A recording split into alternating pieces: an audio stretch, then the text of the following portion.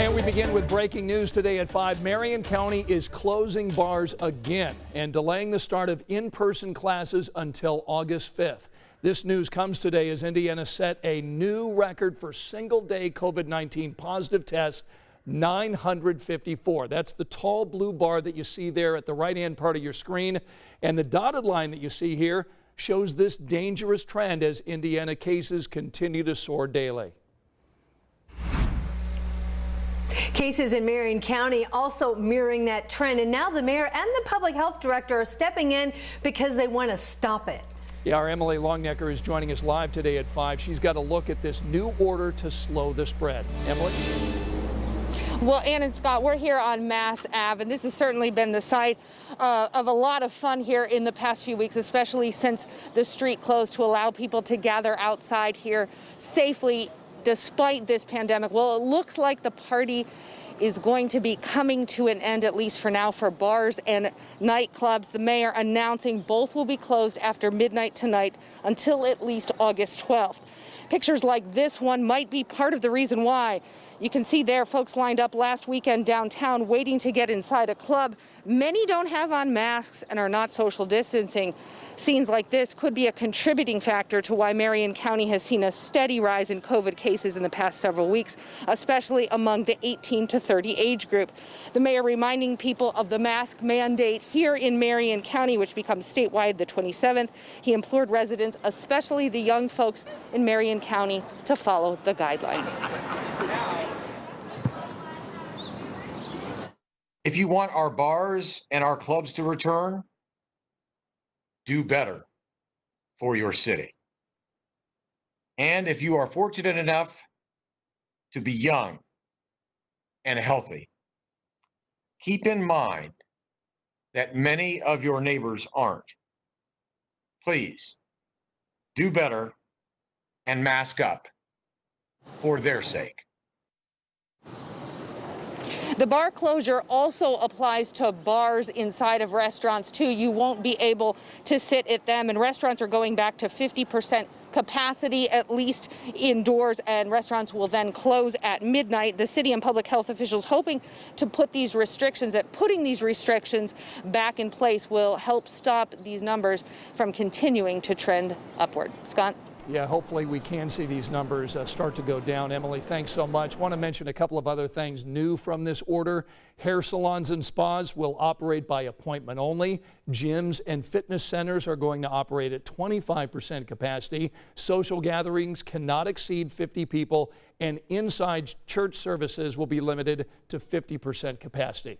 Also breaking today at 5, the football and basketball teams at Beech Grove High School are now under quarantine. They were possibly exposed to someone with COVID-19. This quarantine will last 14 days. Now the cheerleaders and boys soccer players are being monitored too after they were possibly exposed by someone secondhand. Today, the American Academy of Pediatrics is out with some new guidance for parents for kids who are in sports. First, parents, you're advised to make sure that you're keeping up a dialogue with the pediatrician, not only about the sport, but the setting of the sport and local disease activity. Also, athletes encouraged now to wear a cloth face mask during non-vigorous activity when physical distancing cannot be maintained. And what about teams, those travel teams? Well, those teams should minimize, even eliminate travel. Teams should avoid areas that have poor ventilation and small spaces. And any player that has COVID symptoms should not play, and make sure that they get a doctor's clearance before they return to the field.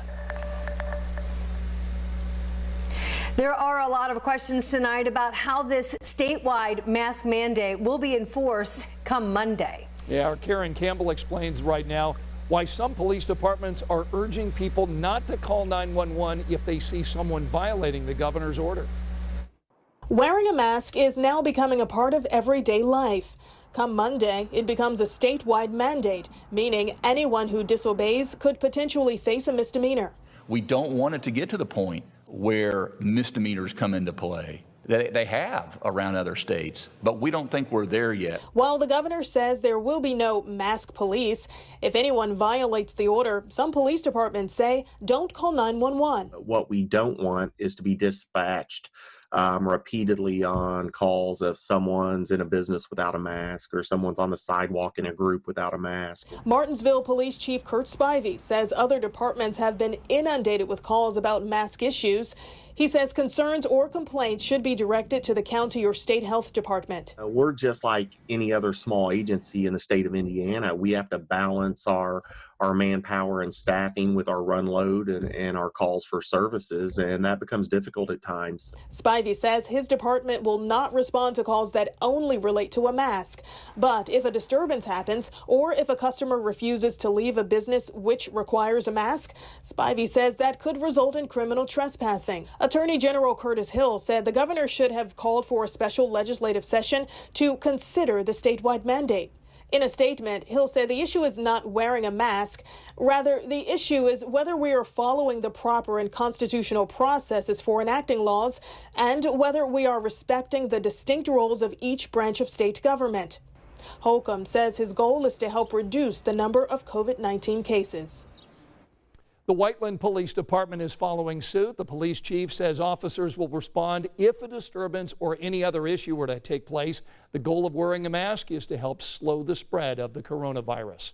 Well, lots of people across our country like the idea of face mask requirements. In fact, there's a new poll out from the Associated Press found 3 out of 4 Americans are in favor of it. About half of Americans now say they're extremely or very worried about themselves or family members becoming infected. Vice President Mike Pence will be here in Indianapolis tomorrow, coming here along with his wife, Karen. The plan is to visit and discuss how to reopen higher education institutions safely during this pandemic. He will make his stop and visit at Marian University before then returning to Washington, D.C. tomorrow night for the weekend. Now today, lawmakers are nowhere close to coming to an agreement on the next relief bill. Democratic leaders rejected Republican plans, and that GOP proposal is expected to cost $1 trillion. It'll include $105 billion for schools, $16 billion for testing, plus more direct payments for people. Democrats, however, called it an unserious proposal that will not pass Congress. We did learn today some disappointing economic news. Workers seeking unemployment benefits went up last week. This is the first time we've seen an increase in that for months. 1.4 million people filed claims to receive those $600 a week from the feds. That, by the way, is part of an aid package that is set to expire at the end of this week. Well, more help is needed here in central Indiana tonight to help the homeless population and keep them safe. The folks at Wheeler Mission telling 13 News that COVID-19 has only increased the number of people in our community who need help. The summer months, they say, even more challenging because it's when the donations typically dwindle. Hunger and homelessness are up, however. It costs nearly $2 to provide a meal for one person at Wheeler. The White House has named Indianapolis a hotspot. That just was released by IBJ a few minutes ago. And so the need for PPE for Wheeler Mission and for the homeless is going to continue to skyrocket. So an online gift. To learn more about Wheeler Mission and how you can help, we have set up a link to their website from ours at WTHR.com.